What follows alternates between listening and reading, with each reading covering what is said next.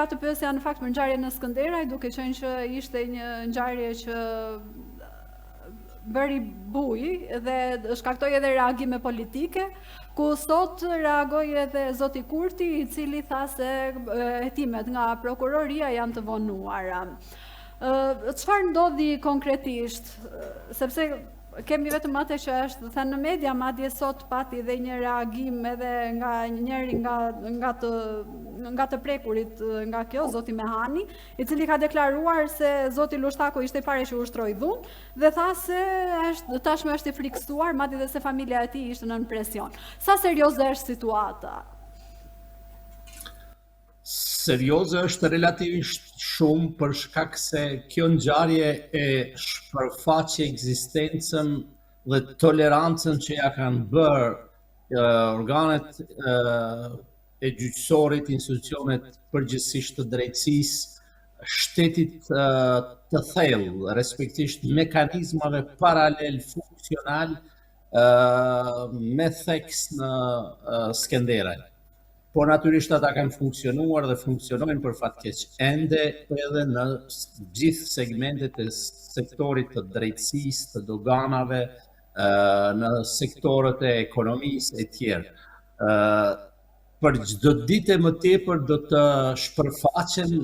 këta element për aq kohë sa gjykimi i forcave politike që qëndrojnë prapa është se mund t'i kenë të humbura edhe këto zgjedhje dhe natyrisht mes nuk e kanë pranuar rezultatin e 9 shkurtit të vitit 2025 e madje as atë të 28 dhjetorit të vitit 2025, duket që natyrisht me që kanë sondazhet e brendshme dhe e dinë se do të pësojnë fiasko, kjo është arsyeja pse kanë humbur arsyen. Që është e vërteta këtu rasti i djeshëm është tipik për gjysmë analfabet që lexojnë gabimisht tekstin e shkruar dhe nuk është e rastishme që edhe rezultati i PISA-s ka dëshmuar se një pjesë e madhe, mbi 70% e atyre që kryejnë shkollat fillore në Kosovë nuk janë gjendje ta kuptojnë një tekst të rëndomt. Teksti i statusit të zotit Mehana ka qenë thjesht një satir e llojit të vet, ndoshta relativisht e fuqishme. Unë jo rastisht e kam krahasuar me satirat e Bulkës sot, dhe në pamundësi për ta kuptuar drejt është keq lexuar dhe është keq interpretuar. Po të lexoj mirë, ai tekst nuk ka pasur asgjë negative për Sami Lushtakun, përkundrazi, do duhet njihej i nderuar sepse nuk ka pas të bëjë me interpretimin e tekstual të fjalës Sami Serbia, por thjesht me një vlerësim pozitiv të veprimit të tij politik për mbylljen e 2 institucioneve paralele serbe. Dhe në këtë kuadër duket që këtu ka qenë shkasi i keq interpretimit që ka ardhur deri te konflikti fizik, nuk është diçka i ri, ai është sjellur dhe vazhdon të sillet si kapoband, sidomos në rajonin e Drenicës, ka disa vepra penale për të cilat her pas here është mbajtur edhe në arrest, por për fat keq është i figura ndoshta kryesore qendrore e Partisë Demokratike dhe këtu është ajo themra e akilit pastaj, sepse gëzon mbështetje të fuqishme të institucionet e drejtësisë, të politika e tjerë. Në këtë situatë sigurisht që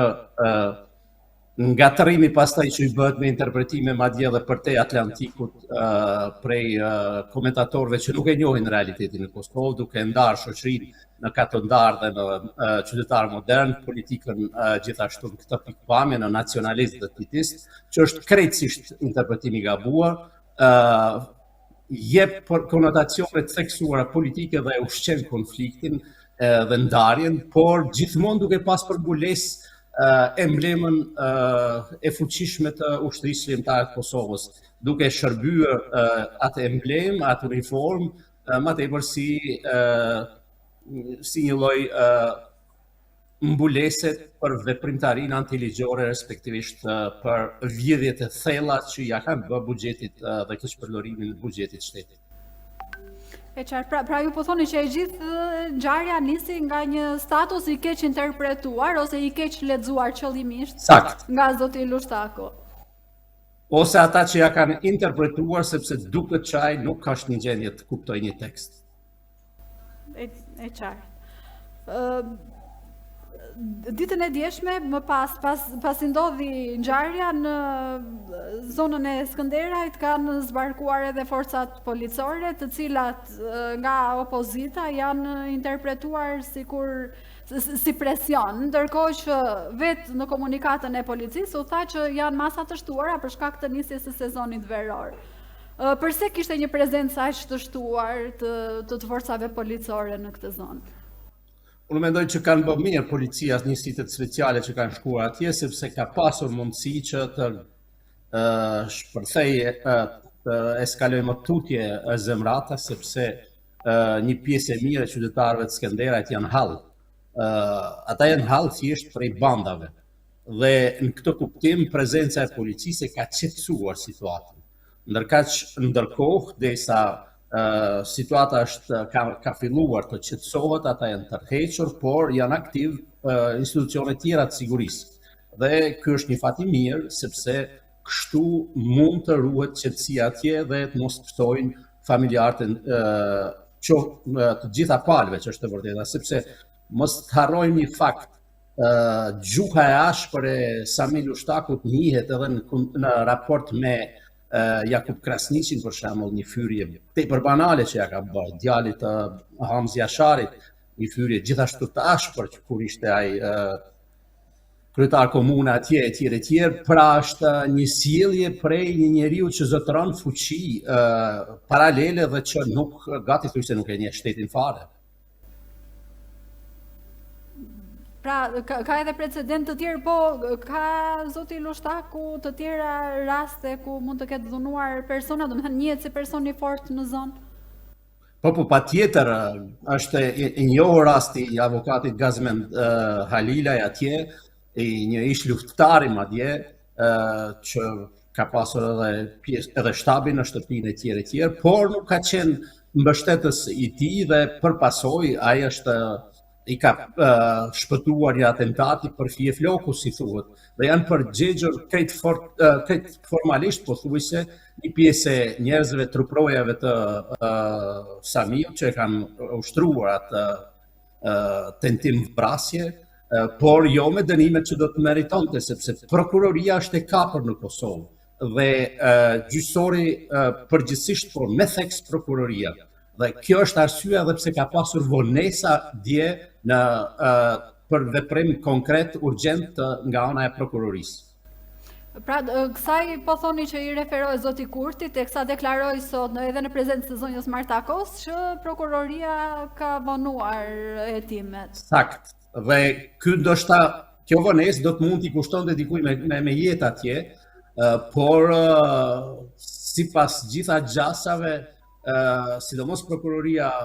speciale është krejtësisht në duar të kësaj shtrese të shtetit të thellë. Dhe betejë ju e dini që është e ashpër në këtë drejtim dhe është relativisht e hershme. Është faktike se Partia Demokratike vazhdon ta kontrollojë sistemin e drejtësisë. Kjo në fakt është një akuzë pak e rëndë për sa i përket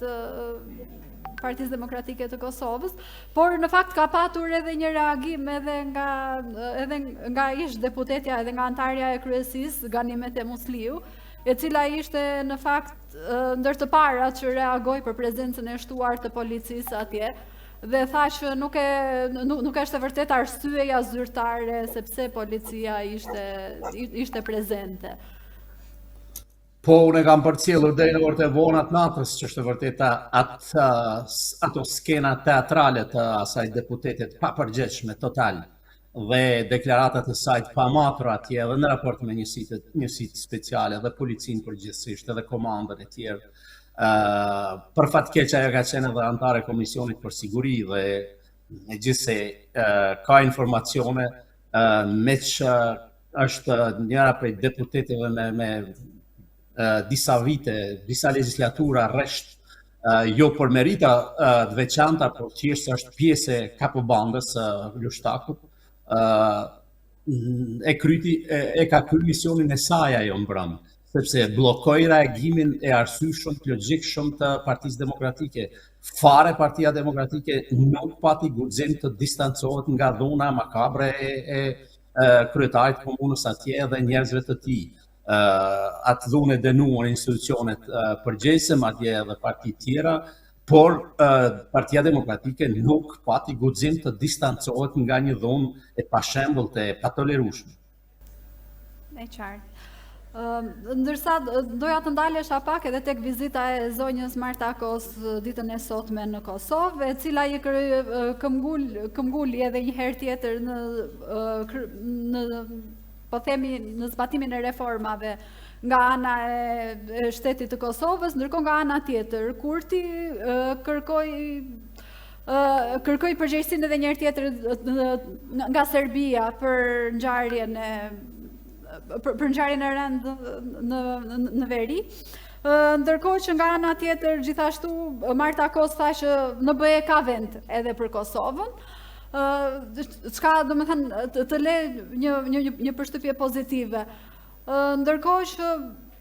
si e shikoni ju vizitën e Marta Kos në një periudhë të tillë në Kosovë, ku kemi edhe një ngjarje që deri diku do të thënë tregon një lloj destabiliteti, pra shkosa jemi edhe në fushat, jo zyrtarisht, por jemi disa ditë para fushatës zyrtare. Është mirë që Komisionera për zgjerim e Unionit Evropian ka vizituar dhe do të jetë 2 ditë këtu në Prishtinë, Marta Kos. Ajo është e informuar për rrjedhat dhe politikën përgjithsisht në Kosovë, por ka pas një lexim tjetër Brukseli zyrtar për zhvillimet sidomos në veriun e Kosovës, dhe kjo ka qenë edhe arsyeja pse Kosova ishte ndëshkuar padrejtësisht në ndrejtimin e Lajçakut dhe Borellit, pas ndryshimeve që pstuan në Parlamentin Evropian dhe në udhëheqjen e Bashkimit Evropian, sidomos me ndryshimet në politikat e jashtme dhe të komisionerit për zgjerim. Kemi një situatë tjetër, sepse po e njëjta komisionere Marta Kos në dhjetorin e vitit të kaluar është shprehur shumë qartë në Sloveni se vendet e Ballkanit do të duhej të trajtoheshin ndryshe dhe do të duhej me procedurat përshpejtuara të jenë pjesë e Unionit Evropian, dhe në këtë drejtim kërkesat janë decisive se çfarë reformash duhet të bëjnë gjitha shtetet. Në këtë kuadër, Kosova, me që është i vetmi shtet i Ballkanit Perëndimor që nuk e ka statusin e vendit kandidat, pavarësisht se ka bërë kërkesën para 2 viteve, gjasat janë që të tejkalohen këto vështërsi dhe me gjykimin realist të jo vetëm të Marta Kos, edhe të ekipit të saj, Kosova brenda këtij viti, në rast se do të përmbyll procesin e zgjedhjeve si duhet dhe të kompletoj institucionet që dalin prej zgjedhjeve të 7 qershorit, ka gjasa të mira që të ecë drejt integrimit fillimisht në Këshillin e Evropës dhe pastaj pse jo dhe të fitoj statusin e vendit kandidat. Trajtimi i Brukselit në raport me procesin e integrimit të vendeve të rajonit është ka marrë një kahje tjetër, do të thosha unë, dhe gjasat janë që procesi të përshpejtohet. Natyrisht pengesa kryesore paraqitet tutje Serbia, këtë e kanë lexuar mirë në Bruksel. Kjo është edhe arsyeja pse ka përplasje me Serbinë, por ka edhe një përpjekje nga ana e Serbisë për të dëshmuar se janë të gatshëm të bëjnë ndryshime në drejtësi, në sektorët më të ndjeshëm, në drejtat e njerëzit, në fushën e mediave tjerë ku vërejtjet janë më të theksuara dhe procesi mund të shkojë tutje. Pavarësisht kësaj, në rast se Serbia vazhdon të mbetet nën tutelen dhe ndikimin e Rusisë, preshja tjetër mund të ecë drejt integrimit në Bashkimin Evropian dhe nuk do të tolerohet që të jetë peng i Serbisë. Mendoni që situata në Serbi, po dal pak tani duke qenë që e përmendët Serbin, tani që edhe Serbia do të shkojë në zgjedhje. Mendoni se pas zgjedhjeve situata do të ndryshojë, mund të kemi një ndryshim politik atje? Gjasat janë të vogla, por nuk përjashtohet një mundësi e tillë, sepse kanë paralajmëruar forca politike opozitare se do të marrin pjesë në zgjedhje, ndërkaq lista e studentëve në Serbi mund shtrohet fare lehtë në një forcë politike dhe në këtë kuadër unë kam përshtypjen se kemi të bëjmë me një përpjekje pothuajse titanike të grupeve të nacionalizmit urban në Serbi për të orientuar më fuqishëm drejt drejt Bashkimit Evropian. Por në Serbi, siç dihet, fuqinë e ka në dorë një establishment i vjetër, i cili kontrollon situatën atje, natyrisht i mbështetur nga Kisha, nga ushtria, dhe në këtë pikpamje rizgjedhja e mundshme e presidentit Vučić mund të përmbys komplet shpresat e Brukselit. Sidoqoftë, pavarësisht kësaj, dy republikat shqiptare, Shqipëria politike dhe Republika e Kosovës, do të duhej në këtë kuadër që të përshpejtojnë procese tjera që kanë të bëjnë me strukturën, arkitekturën e sigurisë së Bashkimit Evropian dhe në fushën e sigurisë të bëjnë të pamundurën që të jenë të përgatitur për çfarë do të papritur të mundshme që mund të provokojë Serbia. E qartë. Tani doja pak të ndaleshim edhe tek listat. Tani kemi parë që në PDK listat janë 50% me emra të rinj. Pra që janë emra të pa angazhuar më parë dhe kryesisht emra që janë të profesioneve të ndryshme, pra emra teknik. Ndërkohë që në LDK e reja është rikthyer Vjosa Osmani dhe ndërkohë që zoti Kurti ka vendosur emra të cilët janë të njohur, po themi, në 10 kryesore. Ju si shikoni këto lista, përse këto përzgjedhje dhe sa shanse ka LDK që të fitoj me ndryshimet që kanë ardhur? A mundet Vjosa Osmani që t'i rikthej, që t'i jap fitoren LDK-s? Duke qenë që është kryefjala e ditëve të fundit edhe në Kosovë, edhe kanë ngjallur edhe reagime edhe në Shqipëri, po themi. Është interesant se një pjesë e medjave i kanë lëshuar hapësirë më shumë se do të duhej, por i kanë bërë një shoqërim të mirë demokracisë në Kosovë, sepse edhe në ditët në vijim mendojon që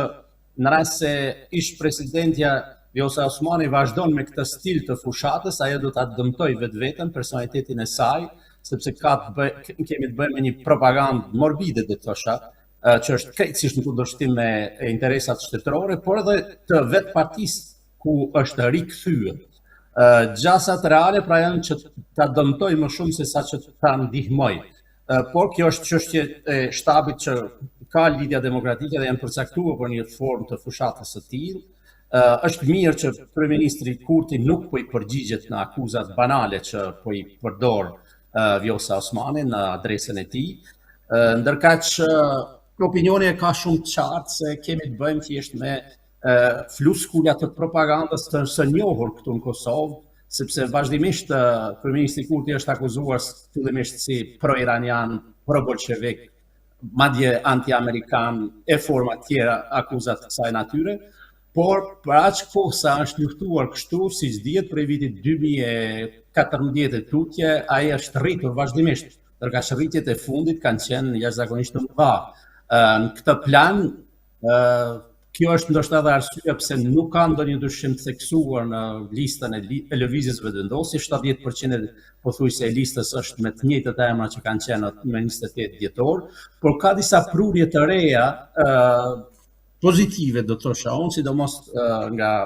bota akademike dhe gjinia femrore, cilat mund t'i ndihmojnë. Ka edhe shkarje të jashtëzakonshme,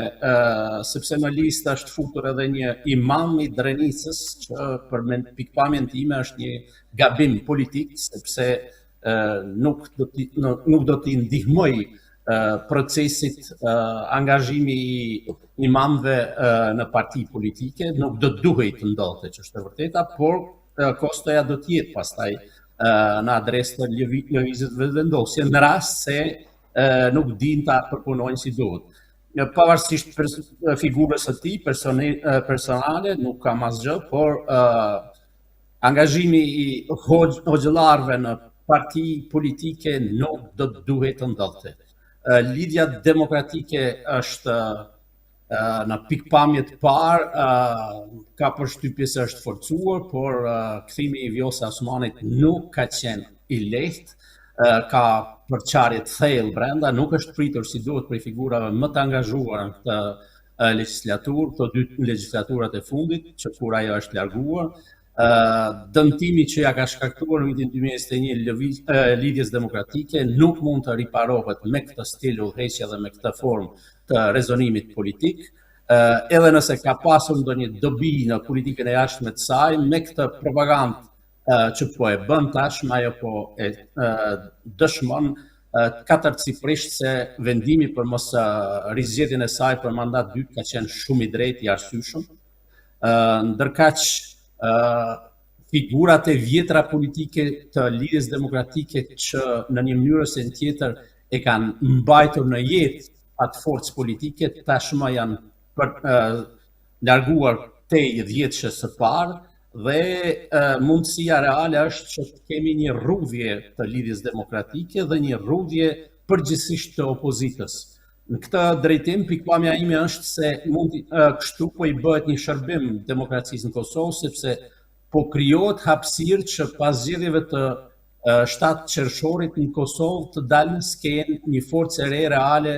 e të djathtës së munguar. Gjitha këto forca politike që janë thirrur në emër të djathtës, de facto janë e djathtë e shpikur sepse kontrollohen nga jashtë Kosovës, nga oligarkët e Kosovës, cilët kanë pasur mbështetjen e Serbisë për kohë gjatë dhe nga qendra tjera jashtë Kosovës. Kosova ka nevojë për një të djathtë reale dhe jo vetëm Kosova, por edhe Shqipëria politike, cilët kanë kauzë. Si është e mundur të djathtës shqiptare, e djathta shqiptare mos ta ketë kauzën sfakur krimin e tregut përbashkët kombëtar.